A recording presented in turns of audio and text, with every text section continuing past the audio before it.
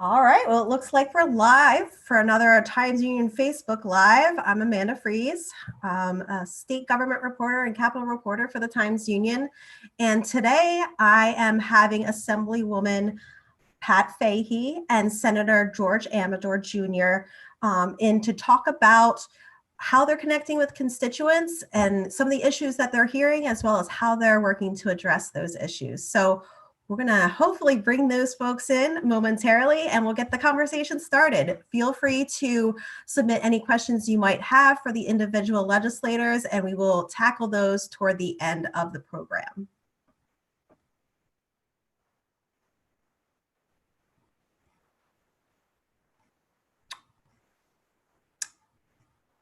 Hello. Hi. We got one. Wait for it. I'm sure George is going to be on here momentarily. Hello, Senator. Hello, how are you doing, Amanda? Doing well. I want to thank you both for agreeing to join me on this. This is kind of a baptism by fire for me. As I mentioned earlier, this is my first time doing this, but I think it's going to work out great. So we'll get started right from the get when it comes to talking about how you've both been connecting with your constituents during this time. Obviously, we're all staying at home for the most part. So how are you connecting with your constituents, Senator? Well, how we've been connecting with our constituents is literally using social media as well as getting the message out there as much as we can. But the constituents have been connecting to us naturally only because of the frustration and the lack of response that some of the state agencies have been giving to the constituents in terms of unemployment benefits.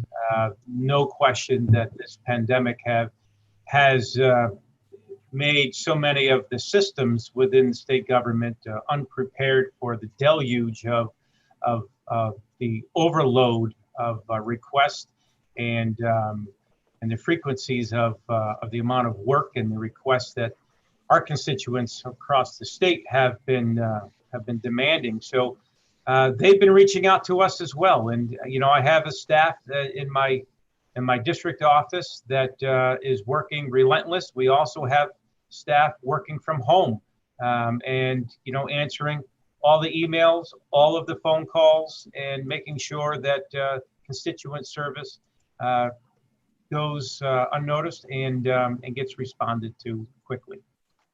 How about you, Assemblywoman? I know that you have been hosting some Zoom town halls as well.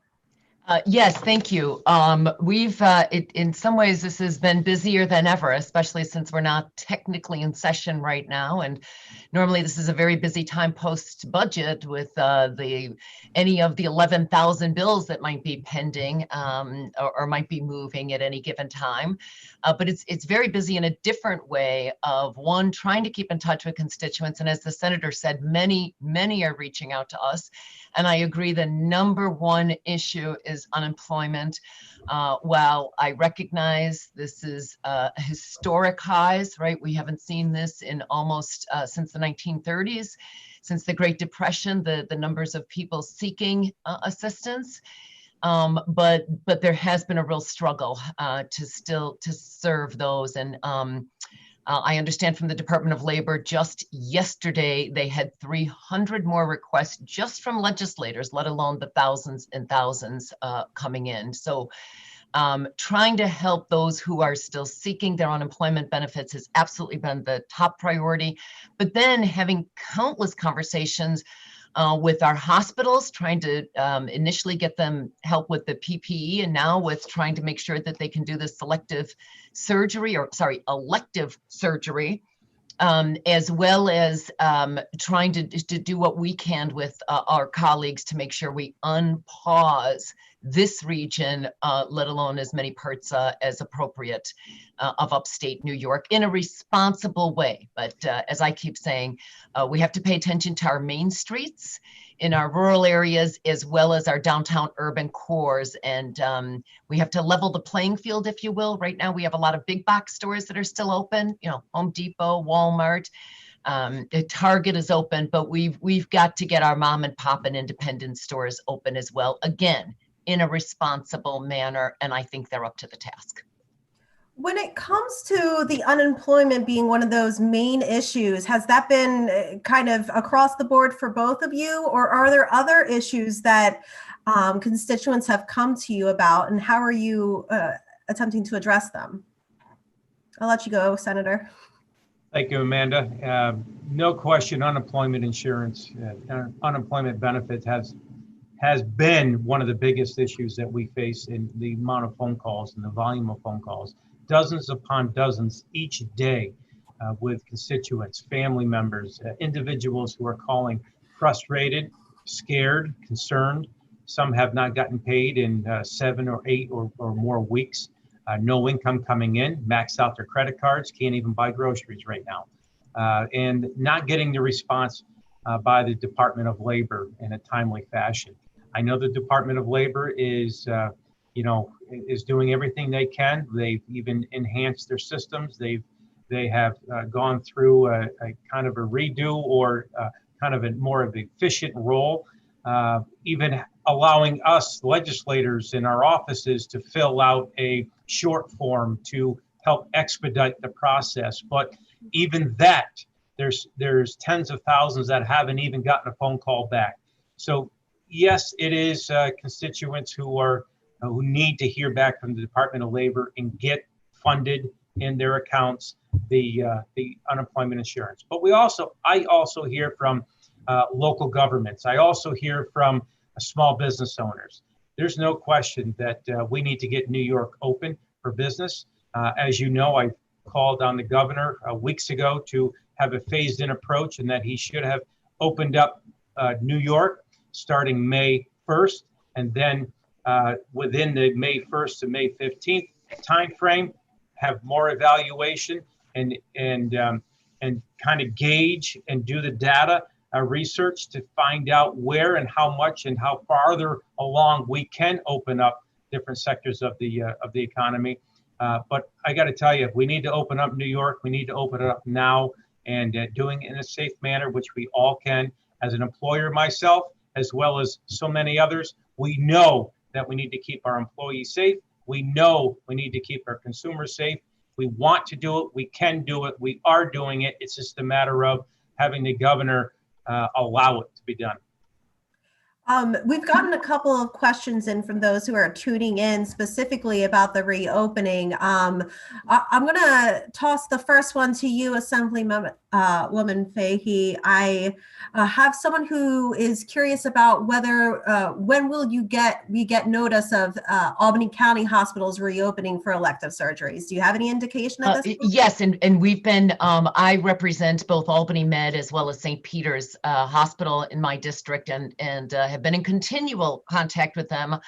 And I have to say, I was a bit concerned to say, I was immediately concerned when I saw that they weren't on the initial list of those allowing to do elective surgery. So they have, Albany Med applied for a waiver because they weren't on that initial list. So they were asked to submit waivers to be allowed to do this elective surgery. And St. Peter's was finishing up theirs today. I think it's going in today, a waiver to allow them. So we raised it to the highest levels we could with the governor's office to say we think there's a discrepancy between the numbers. And as it turns out, the governor's office at that time was using some old data because we know both hospitals have tremendous surge capacity. Remember, they were asked to increase by over 50% when we were at the height of this in the beginning of April. So they've got tremendous surge capacity, and both have anywhere from 35 to 40% open bed capacity, which more than meets the governor's criteria. So they've applied for the waiver. We are confident that, well, we are hopeful that they will get it, and we will go right back to bat on this if they don't, because I see this as the first sign toward opening, and I too am chomping at the bit to make sure that we can open up more of our retailers and others to construction, residential construction, and more. I think we really have to make sure that we are looking at the numbers based on the regions, and the regions really are different. And one of the other things that hurt this area, if you will. Remember, we weren't testing for a few weeks because there were no tests to be had. So it almost looks as if Albany County is going up. In the last week, it looked as if they were going up, but really some of that is attributed to the fact that they just didn't have the tests. So we think there's a way to do this responsibly, and it is going to start with the hospitals getting that elective surgery. And by the way, if somebody is, has a knee that has, they've had years of problems with, that's not really elective. That's it. It's how you define elective. To some people, they wouldn't call elective if they've had some serious back problems or knee problems or what have you. Sure. Another question is specifically about the maximum gathering size that would be under each reopening phase. Myself, I'm going to toss this out here. This person says that they have a wedding in late July and they're hoping for clarity. I too have a wedding later this year, have friends as well. So that's been something that's been on my mind. Have you gotten any indication when it comes to these phases in reopening that there will be certain thresholds on crowd limits? I don't know who wants to take that one. Well, go ahead, Senator. I did the last one. Well, we do know that this is part of phase 4 of the governor's plan of reopening and what segment it would be in of gatherings of such and having weddings and parties and such. I have many constituents who have already reached out to me finding out, well, I have a wedding that's planned on May 11th. Can I have the wedding? Even if I move the venue? No, we're still under the executive order of New York on pause. So, I know it's frustrating. I know we all need to have patience, and our patience are probably at its very thinnest now because it's been months since. But this is a public health crisis. We do need to be smart. We need to make the right decisions. And, pre-planning, even if we have to replan things or rethink things out, I think is a wise thing. But eventually, yes, we should have, I think, some guidelines, but have gatherings. I know churches, for instance, are not able to assemble, and places of worship. That's important, and I think that it brings a quality and an amount of about health back to the community when people can have their assemblage back and have conversation and bring neighbors and neighborhoods back to have a normal society. And so I think that, and I hope that the governor will consider that in a way that the guidelines will not be so stringent where you would only limit 2 people versus 10. I agree. And again, very, very anxious here. It's not just the weddings, it's higher education, it's K-12. It's sporting events. It's so many things. The New York Times Science section yesterday talked about childhood obesity, which already in this country was approaching, I think, 40%. And that is going to just skyrocket even more since now the summer when we see most of that weight gain has now been doubled, right? That amount of time has gone from maybe 3 months to now 6 months. So we need to allow more of this again in a very responsible way. So I think the weddings are going to have to be done differently as our sports events, and we may not see the kind of crowds or allow for the capacity that a place once had. The Retail Council of New York, which has been terrific in this, and I've been working with them to advocate for the opening of retail. They've talked about possibly starting with some 50% capacity. And I could see where those types of numbers as we go in this phased opening, having a certain percentage of capacity be workable. That I'm sorry if that affects your wedding or the others that you referred to, but I don't think it is going to be the full opening for at least a few months here. I'm hoping it's a few weeks, but it's relative as we watch these numbers. Good news is New York's numbers are going down across the country. They seem to be going up overall, but certainly in New York and New Jersey, they're going down, and that helps. We want to keep it that way. So again, everything has to be done in measured, responsible manners, but we want to do it. We want to get started. We do have another question that kind of pivots, but before we switch off of the reopening strategy, I'm curious, as of right now, based off of the data and criteria that the governor has put out for regions to reopen, there's no region that's met all the criteria for reopening at this point.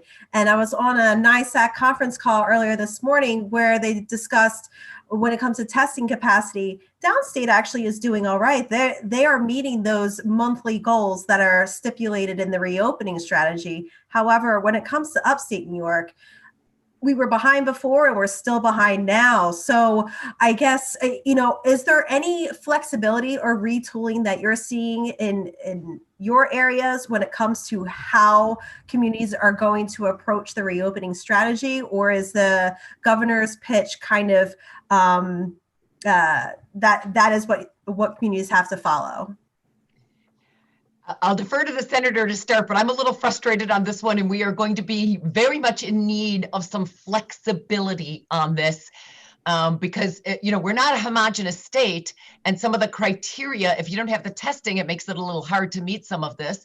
And the idea of hiring 30 contact tracers for every 100,000 people, well, we have 700,000 or 800,000 people right in the capital region. So you multiply that out, we may need over 300 contact tracers. You can't hire them overnight. Now, we're willing to do everything we need to do, but if we only have 100 new cases, it's some of this we're going to need some flexibility on, and I think that's one of the first things we're going to be looking for. And I'll weigh back in, but I meant to defer to the senator on this. Well, I think the Assemblywoman did it. She used the right word, flexibility, and any plan needs to be, especially what we're facing today. This is unprecedented. No one has ever been through something like this. So, everyone is really always waiting on each and every day when the governor comes out and he has his press conference and he gives a little bit more information, a little bit more guideline, even though a lot of the guidelines are very vague and where's the real detail, we slowly get some of the details. So as long as the governor and his administration understands the word flexibility, I think he has to use some flexibility, even with the matrix of reopening. Going and following the CDC orders, I understand that. But there is no way that there's 7 criteria that will always be checked off in any one moment to allow a region to be open. It's just not realistic. And we have to use common sense with this. And common sense is, well, how do we stop the spread? Well, we know that social distancing helps stop the spread. Okay, we can all have social distancing, but we can still go about our daily routine and daily lives. So let's trust, let's educate, and let's make sure that society understands this. If we're going to reopen New York, society, the people of New York really need to grasp this and understand that if they're going to go to the store, everyone's pretty much wearing a mask right now. But for the next phase, if the testing isn't there and if the tracers aren't there, then let's reduce the amount of tracers. Let's ramp up and hit a benchmark and a goal, just like any business model would do. If you can't hit your goal today, well, how can we make it more obtainable and more efficient and effective to make that goal in a short period of time? I think that's what the governor needs to do with these guidelines. Give us the parameters now, and then let society work it out. Let the economy work it out, because it is already built in. And this is where I differ in the plan and the approach. I have called for a regional phased-in approach, but the 7 criteria, and to make sure that every box is checked before we'll even give the guidelines to the directive of how you're going to reopen that region. It's not going to work. It's not practical. So we need flexibility. And I just want to piggyback on that to really reemphasize this point. Listen, we know we have a very serious crisis. We don't want to repeat it, right? We want to learn from those mistakes. I agree on the social distancing. I think the mask should absolutely be mandatory when we are in any type of store or place. But the idea that we're going to have hundreds of contact tracers between now and, say, May 15th is just not realistic Do we need those contact tracers? Of course, we're going to need hundreds of contact tracers, thousands maybe throughout the state. It's an essential piece of solving this. We're just not going to have it by May 15th. So we need that flexibility is the word. We can't look at the state as one whole. There are regional differences while getting to this. The other thing is we can't expect our hospitals to have 3 months supply of PPE overnight. Do we want them down the road to have that supply? Of course we want to make sure that no one gets blindsided again, the way virtually every hospital, let alone nursing home, you name it, got blindsided with this horrific disease over a month ago. But we're not going to have 90 days supply in the next couple of weeks. So again, flexibility is the operative term. I do think if Home Depot can open responsibly, we can have our mom and pops. What we don't want to do in this is kill our main streets and kill our downtown urban cores. So we have to remember if Home Depot and Target can do this responsibly, so I totally trust our independent businesses to do it as well. Okay, we're going to pivot to a related but separate topic, specifically when it comes to nursing homes. I'm sure you're all aware and possibly have been personally impacted by just the sheer number of cases in nursing homes as well as the number of deaths. And we have one person who is tuning in right now who would like to know if the state will be mandating nursing homes to test all residents, not just those who have symptoms. I don't know if the state's going to mandate it, but I couldn't agree more that we've got to test. I mean, listen, we know testing, I guess we neglected to mention that a few minutes ago, but testing is right up there with the mask wearing. Masks. I just think that's another critical way to solving this, along with the contact tracers, and then followed by the antibodies, seeing who has the antibodies. So yes, we need to get in there and test this. We've all talked about how books are going to be written, courses are going to be designed probably by this fall already about the mistakes made. And one of the mistakes is that we didn't protect our nursing homes, our most vulnerable populations more in the beginning, set up some very strong guidelines about not mixing staff among different units. As you know, some nursing homes have been able to get through this in a very manageable way, whereas others have had the most horrific of deaths and illnesses. So we have some real lessons to be learned here, and I don't think we can be aggressive enough in helping our nursing homes. It's yes, this has gotten personal for a number of us with those who have family or have friends with family in the nursing homes. Senator, would you like to add? It's, this is, if you look at what the virus, the demographic type of who the virus or what virus is really attacked and what in our population, that demographic, and that age segment, we all know that from the beginning, it was always that most vulnerable, anyone from 65 and over with underlying medical conditions. And, typically if a senior is in a nursing home, they may have underlying medical conditions, they're of age, meet those demographics. And so for us not to track, to trace, to make sure that our operators in our nursing homes have all of the resources available at their disposal, that the reporting, that the testing is being done to keep the safe measures intact for the population and the consumers in these nursing homes, then I think the government is failing. And I also think it's very hypocritical of the government to overlook or to even demand or to make an order that will put more sick COVID people in nursing homes that don't have the capacity to really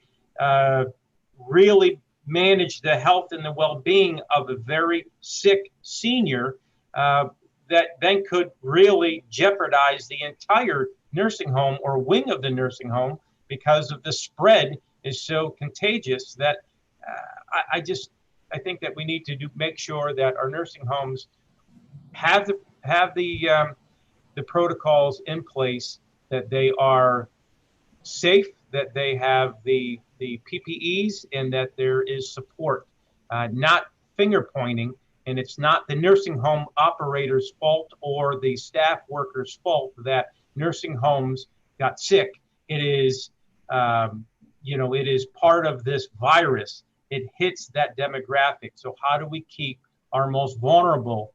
How do we keep them safe and put some type of safeguard around them? So we have to make sure that our nursing homes and our senior population have the safeguards implemented and in place. And the governor should do, I believe, lay out a very detailed guideline and protocols so that that directive is very clear. And these nursing home operators have been for years, I know, because I've been in Albany for about 12 years legislating. Every year they come in and they ask for more reimbursements. They ask for an increase in their Medicaid, Medicare aid and reimbursements. And every year it falls upon deaf ears because it's not in the budget. And this is imperative. We need to make sure that our senior population has the proper funding, has the proper resources, has the proper protocol for protection, especially in times like this when a pandemic and a health issue. Thank you. I say we have time for one more question from the those tuning in. This one is in regard to Governor Cuomo's previous statement that there is no money to pay unemployment and that the state is basically broke. I think this individual is just looking for clarity, as doesn't every business pay into unemployment system weekly? And what else would that money be spent on? Why is it not there already? Either of you have a answer to that?